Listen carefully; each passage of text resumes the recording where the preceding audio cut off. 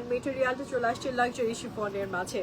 So চলুন ডিটেলসটা share করে দিই। নেকটা দেখেন কি সুন্দর করে আপুদের জন্য এমব্রয়ডারি অ্যান্ড সিকোয়েন্সের কাজ আছে with this beautiful button work. আপুরা এখানে কিন্তু আপনি খুব সুন্দর করে পাইপিনের একটা বর্ডার পাচ্ছেন, দেখেছেন কি নাইস একটা পাইপিং বর্ডার আছে যেটা সিল্কের মাঝে থাকছে।